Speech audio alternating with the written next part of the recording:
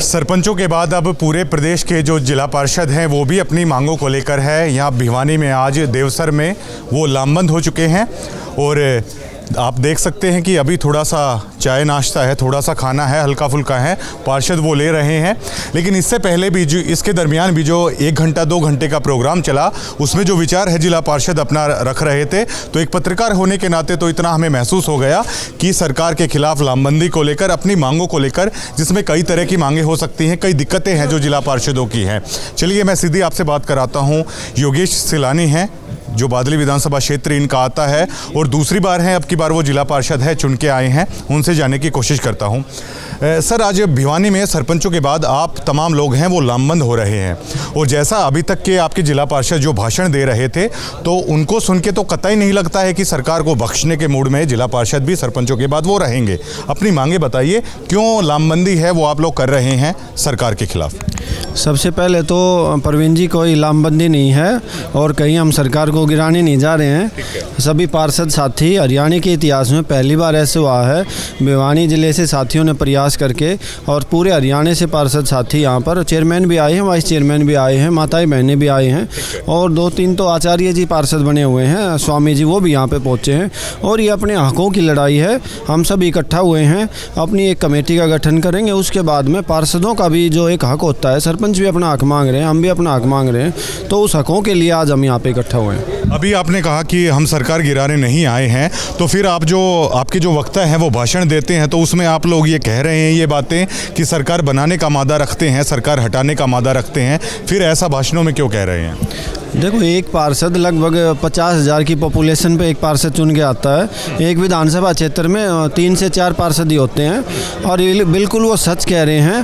पार्षद भी सरकार बना भी सकते हैं, सरकार गिरा भी सकते हैं, क्योंकि एक साथी 12-12 हज़ार वोटों से जीत कर भी यहाँ पर आए हुए हैं और बिल्कुल वो अपना दम रखते हैं ऐसा कि विधायकों से सरकार है, वो सरकार विधायक हरा भी सकते हैं, विधायक बना भी सकते हैं। आपका निजी क्या है, इस सरकार को रखना चाहते हैं योगेश या नहीं रखना चाहते? देखो, मेरे रखने ना रखने से कोई मतलब नहीं है। यहाँ पर हम जिला पार्षद साथी आए हैं, अपने हकों की लड़ाई के लिए आए हैं और जो हमारा जिला परिषद जो हम साथी इकट्ठा हुए हैं सभी पढ़े लिखे हैं, सभी जागरूक हैं और इसलिए ऐसा हो भी पाया है।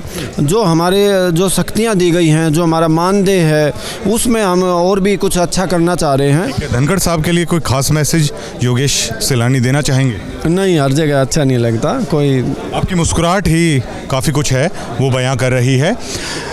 अब ये देखिए कि आप लोग ये कह तो रहे हैं सरपंचों पे लठ लगे, ठीक है, पानी की बौछारें हैं, वो आपके लिए भी खड़ी मिलेंगी। वो लठ हैं, वो कहीं गए नहीं हैं, वो फोर्स भी कहीं नहीं गई, लठ भी तैयार है सरकार के, पानी की बौछारें भी तैयार हैं।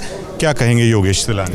पहले तो हम शांतिपूर्वक तरीके से अपनी टीम बना करके और सरकार के पास में अपनी बात रखेंगे और उसके बाद देखते हैं आगे क्या होता है। बात लठों की नौबत, पानी की कोई नौबत आई तो कोई ऐसी बात नहीं है। हम अपने हकों की लड़ाई लड़ रहे हैं, हम अपनी लड़ाई लड़ेंगे। ठीक है, ठीक है, ठीक है। आप आज लोग यहाँ पर इकट्ठे हुए हो, ठीक है, सरपंचों का हश्र है, आप लोगों ने देखा, ठीक है, बुरी दुर्गति की सरकार ने, लठ मारे, पानी की बौछारें मारी और मांगे हैं जो वो चाहते थे वो नहीं मांगी, तो ऐसा हश्र आप लोग करवाना चाहते हैं क्या? नहीं, ऐसा कुछ नहीं होगा। आपका अलग कैसे होगा उनसे? हम अलग ये है कि हम शांतिपूर्वक धरना रखेंगे, मांगे रखेंगे। उसमें क्या होता है, वो अगर सरकार फिर भी लठ मारेगी तो फिर सरकार का जो आगे निर्णय होगा वो जनता अपने आप कर देगी। और ये 411 हम पार्षद इकट्ठे होकर के एक साथ जुट होकर के अपनी मांगे रखेंगे, शांतिपूर्वक मांगे रखने की कोशिश करेंगे हम। ठीक है। आप सालाबाद से? मैं जिला झज्जर और तहसील मातनेल, वार्ड नंबर 14 से अनिल पहलवान जिला पार्षद। जिला पार्षद हैं पहलवान जी, मतलब पक्का मूड आप लोगों का बन गया, अब सरकार के साथ आर या पार है, आप लेके जाएंगे? बिल्कुल, ऐसा आर पार का कोई मामला नहीं। हमने अपने जो हमारी मांगे हैं वो हमने पूरी चाहिए, चाहे वो आर पार से मिले या फिर शांतिपूर्वक। सबसे बड़ी मांग बता दीजिए आप। सबसे बड़ी मांग है जो हमारे मीटिंग होगी, मीटिंग में जो फैसला होगा उसके बाद जो बात होगी, तो सोच के आए होंगे ना कि कुछ तो ये हो जाए। एक बतौर एक जिला पार्षद आप बता दीजिए कि ये चीज़ होनी चाहिए। भाई जो रखेंगे मीटिंग में कि उसके बाद बता पाऊंगा मैं, अभी कोई बात नहीं है। अभी तो ये मीटिंग पूरी हुई नहीं, अभी तो हाफ टाइम है। बड़े इसके बड़े बाद तो फैसला लेंगे। बड़े चालाक जिला पार्षद हैं आप। नहीं, नहीं। पता तो आपको सारा है लेकिन बताना चाहते नहीं। चालाकी नहीं है इसमें, ईमानदारी है। अभी हाफ प्रोग्राम हुआ है, ट्रेलर अभी बाकी है। जो हमारी टीम फैसला लेगी उसके हक में हम, चाहे फिर वो आर हो या पार हो। मोनू देवसर हमारे साथ हैं और आज आप बधाई के पात्र हैं। देखिए आज सारा कुनबा ही होता है एक किस्म का जिला पार्षदों का। आज आपने यहाँ पे एकजुट करने की यहाँ पे कोशिश की है। तो सरकार के साथ सरपंचों का ये हाल देख के, लठ और बौछारे देख के भी मोनू देवसर ने ये पहल करने की कोशिश की है। क्या सभी लोगों को इनका न्याय दिला पाएंगे या लठ और पानी की बौछारे? दिला पाए तो आप हीरो बन जाएंगे, अगर नहीं दिला पाए तो देखिए यही लोग आपको कोसेंगे कि लठ मरवा दिए भाई साहब और पानी की बौछारों से सामना करा दिया, हासिल कुछ नहीं हुआ।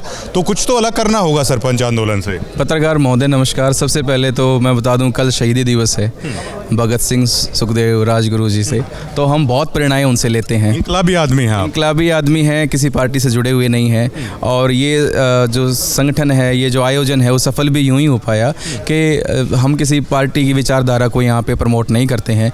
आज सभी पार्टी के आदमी यहाँ पर आए, इस मंच पर सबने अपने विचार रखे, सभी पार्टी विचार। सवाल डाल रहे हैं सर, सीधा स्ट्रेट सवाल था, क्या इनको न्याय दिला पाएंगे या लठ और बौछारे ही है वो खिलवा के और फिर जहाँ पे हैं वहीं पे खड़ा रख देंगे? नहीं, ऐसा नहीं है साहब। लठ बौछारे वाली बात, लठ बौछारे तो कभी भी किसी को भी लग सकती हैं, वो कोई बड़ी बात नहीं है।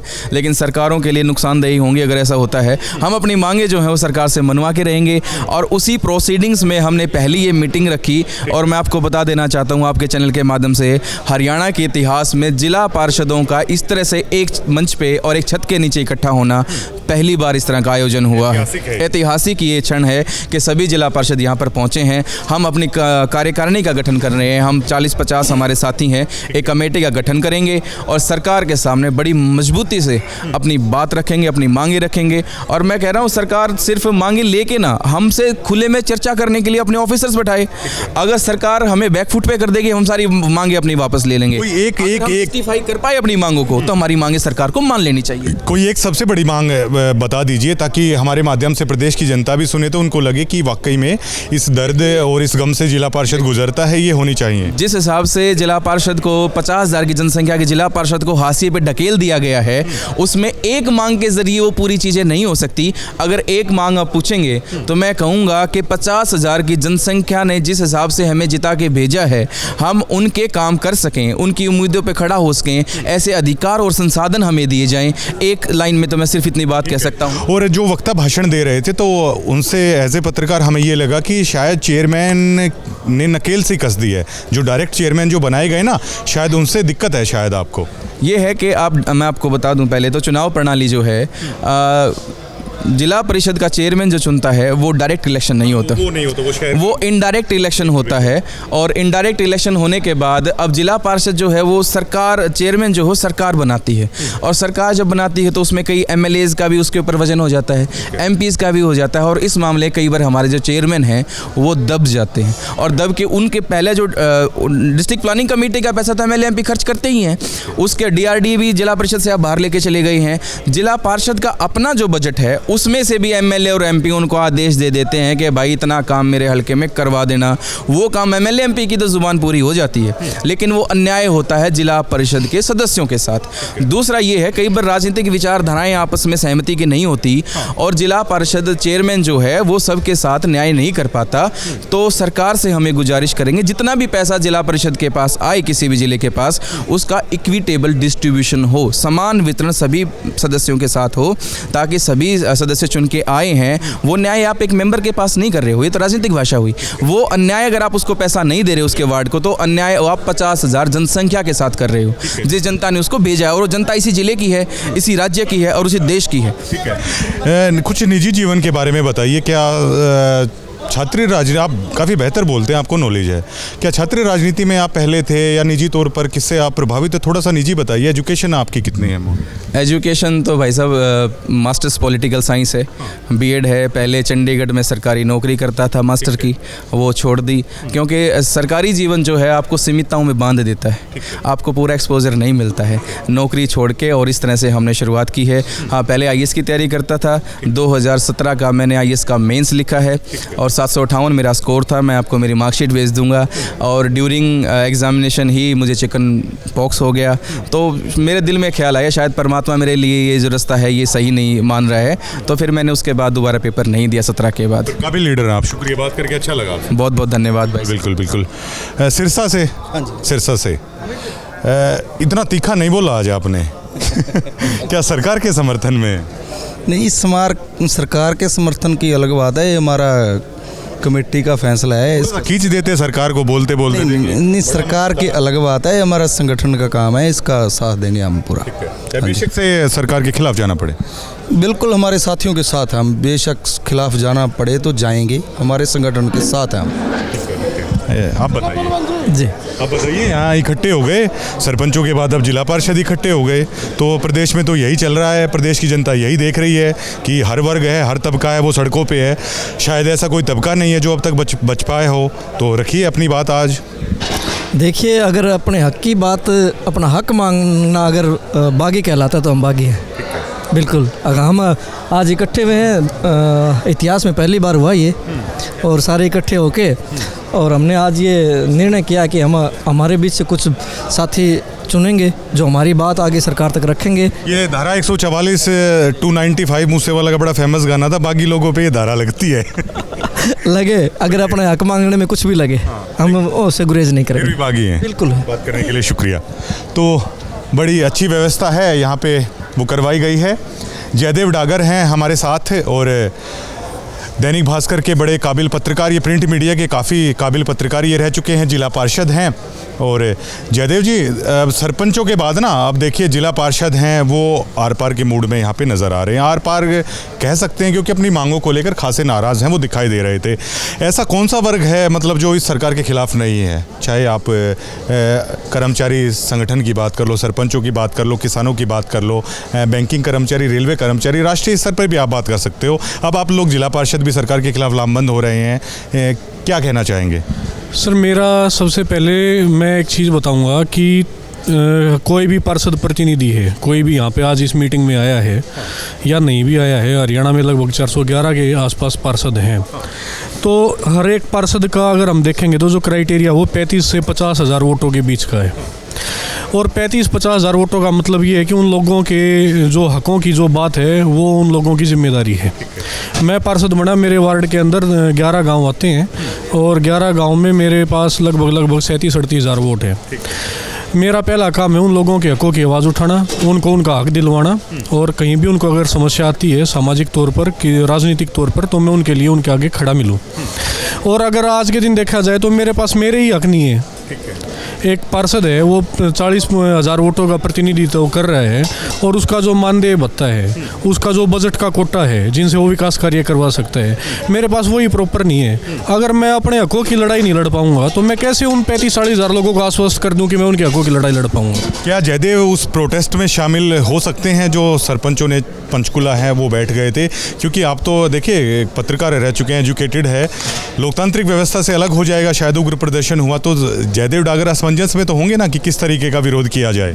मैं आपने बताया कि मेरी पृष्ठभूमि जो है पत्रकारिता से रही है, तो आपको भी पता है कि जो एथिक्स हैं हमारे, वो सबसे पहले ये है कि मैं हर चीज़ को उसको बारीकी से समझूं, उसको एक निष्पक्षता से उसका मैं एक रिजल्ट कंक्लूजन निकालूं कि वो चीज़ ठीक कहाँ पर है और गलत कहाँ पर है।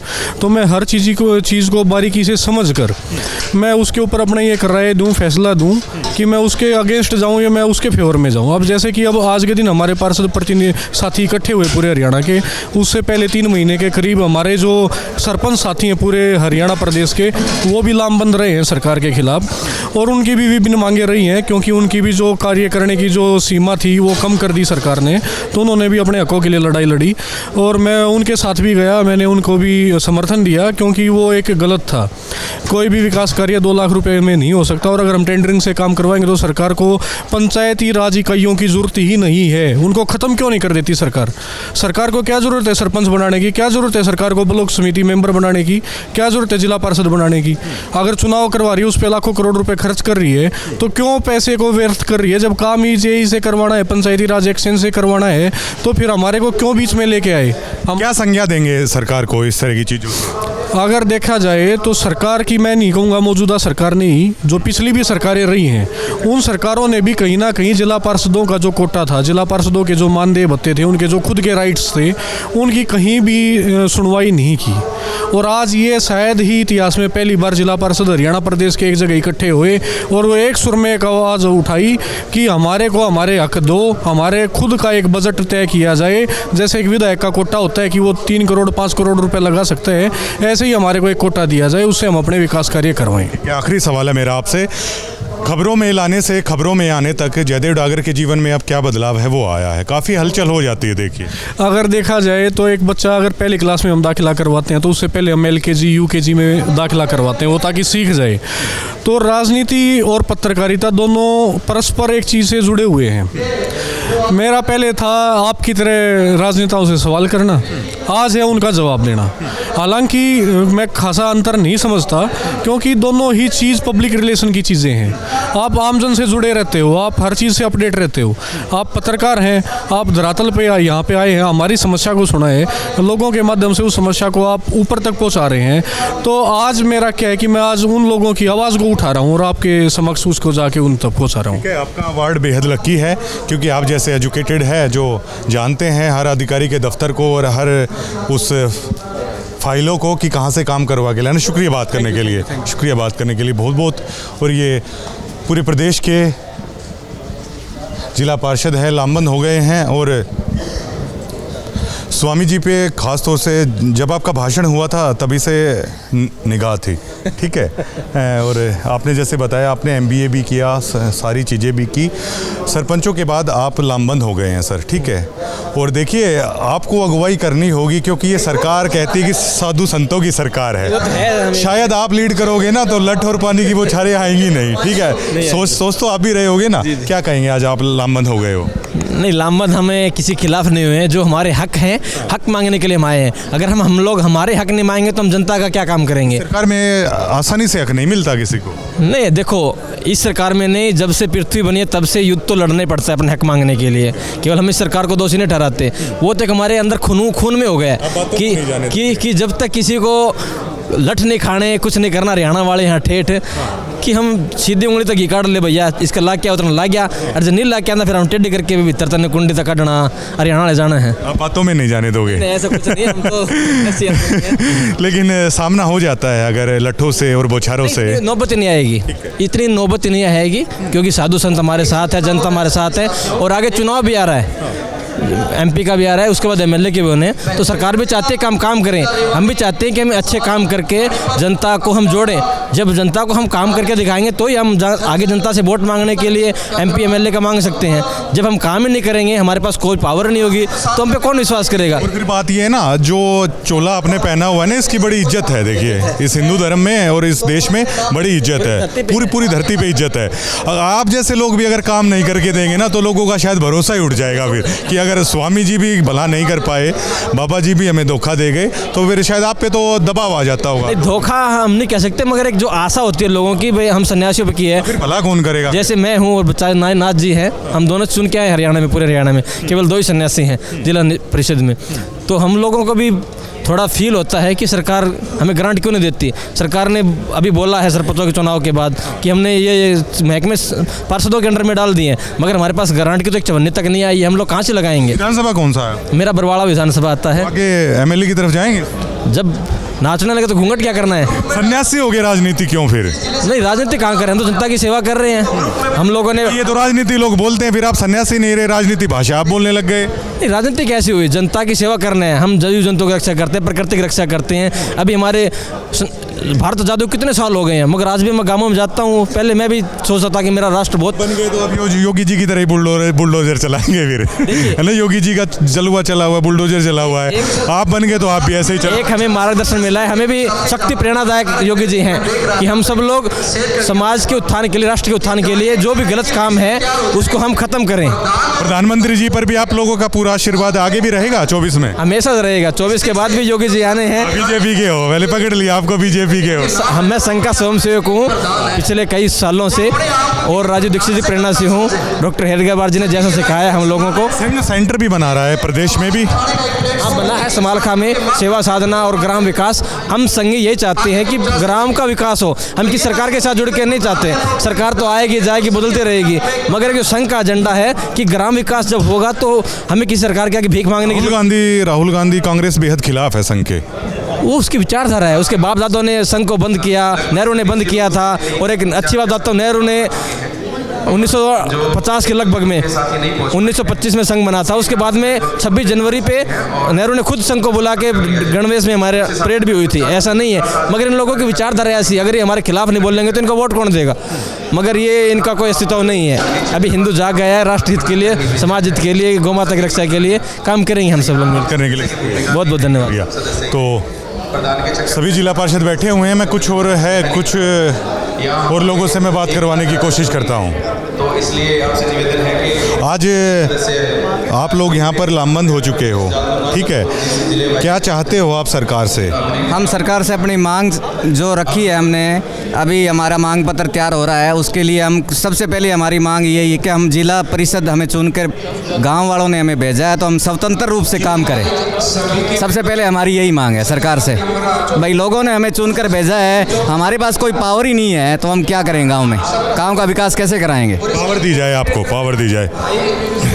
अम्बाला से आप तो विज साहब से आपको डर नहीं लगता, गब्बर से आपको डर नहीं लगता, पूरे प्रदेश को लगता है, और आप लामबंद हो रहे हो उनके खिलाफ आज यहाँ पे।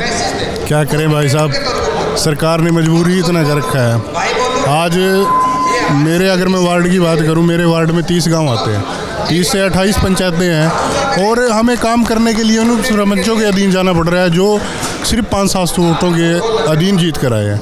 तो बहुत सी मांगे हैं हमारी। आज तक जिला परिषद मेंबर का जो कार्यकाल है वो ऐसे ही चलता रहा है, कोई उनको सुविधा ही नहीं दी गई, और उल्टा उनसे जो उनके कार्यकाल के जो समय काम थे, जो डिपार्टमेंट उनको दिए हुए थे, वो उनसे उल्टे वापस ले चुके हैं। तो हमारी तो यही मांगे हैं, हम शांतिपूर्वक यही मांगे चाहते हैं कि हमारी सरकार इन मांगों को पूरा करे। अभी मांग पत्र आपको थोड़ी देर में ही जारी कर देंगे। गब्बर से डर नहीं लगता, ये मान के चले? नहीं, बिल्कुल ठीक है। बड़े हौसले की बात है कि विज साहब से इनको डर है, वो नहीं लगता है। जिला पार्षद हैं आप? जिला पार्षद हैं, कहाँ से? मैं जिला पानीपत, गांव नोटा, वार्ड नंबर 5 से जी। आप सबसे संतुष्ट जिला पार्षद मुझे यहाँ पे दिखाई दे रहे हैं, आराम से बैठे हुए हैं, सुन रहे हैं, ना कोई माइक पकड़ने का उतावलापन है।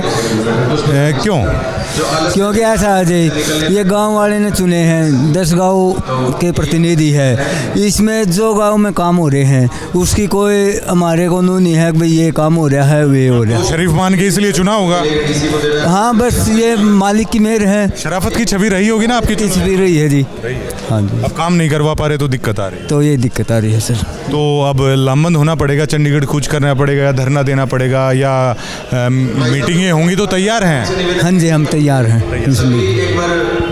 आप कहाँ से आए हैं सर? मैं पानीपत से आया हूँ। ग्रामीण से या? पानीपत ग्रामीण से, वार्ड नंबर 16 से लामबंद हो रहे हैं आप लोग सरपंचों के बाद, अब बताइए कुछ। सर ऐसा है, चुन के आए हम, जिला पार्षद है, ठीक है, पर हमारी कोई इज्जत नहीं है, कोई वैल्यू नहीं दे रखी गवर्नमेंट ने। अगर हम सरपंच के पास भी जाते हैं, अगर कोई हमारे एरिया में कोई भी आता है कि सफाई के लिए भी कि जी हमारी सफाई की प्रॉब्लम है, तो सफाई वाले खुद ये बोलते हैं कि जी सरपंच से बात करो। आपके चेहरे पे संघर्ष नजर आता है, क्या पहला ही चुनाव आप जीत गए या? मैं तीसरा चुनाव है जी।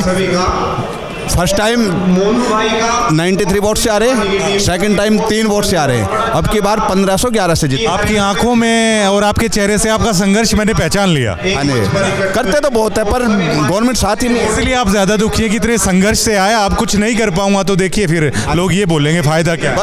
लोगों ने विश्वास पे वोट दिया है कि ये काम कराएंगे, पर हमारे हाथ बंधे हुए हैं, हम नहीं कर सकते ऐसा। लामबंद होना पड़ेगा, तैयार हैं? बिल्कुल तैयार है जी, बिल्कुल तैयार है। कांग्रेस पृष्ठभूमि के हैं? नहीं, बिल्कुल निर्दलीय है, कांग्रेस का कोई मतलब नहीं है। बता दीजिए। नहीं भाई साहब, कोई भी नहीं है। हाँ जी, हाँ जी। पानीपत ग्रामीण से क्या रहेगा अब की बार?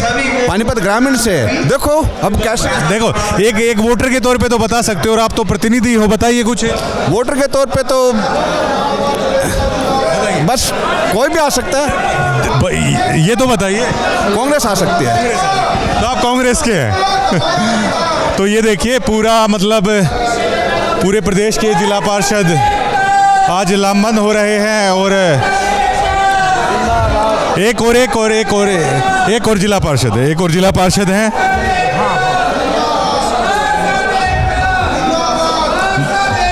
बड़म्बा नहीं, बामड़ा पहलवानों का गांव। ये पहलवान जी हैं और तीसरा चुनाव ये जीते हैं। देखिए बेहद संघर्ष से राजनीति में सफलता इन्होंने हासिल की है।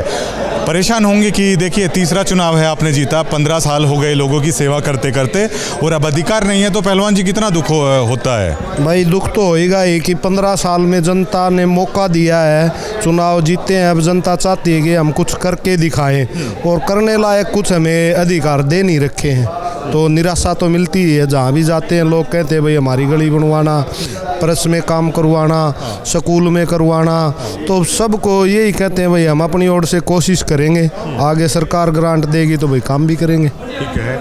सरपंचों जैसा हाल अगर आपका कर दिया तो लट्ठों से फिर भाई तो पहलवान है, 2 लठ ज़्यादा उठ जाएंगे, लेकिन बुरा तो लगेगा ना? भाई ऐसा है, देखो वो तो सरकार जो चाहे वो कर सकती है, हम अपनी मांगे रखेंगे और सरकार क्या कहती है उनके बारे में वो तो बाद में पता चलेगा। 24 का चुनाव नज़दीक ही है, बीजेपी को देखते हैं, कांग्रेस को देखते हैं?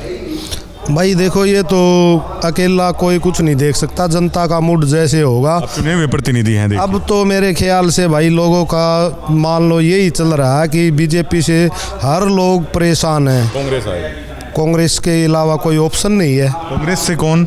दीपेंद्र या कई लॉबिंग होती है कांग्रेस? भाई वो तो देखो कांग्रेस वालों का ऊपर से किसको चुन के दें, फिलहाल तो मेरे ख्याल से जितनी भी कांग्रेस की बागडोर है भूपेंद्र सिंह हुड्डा जी के हाथ में है।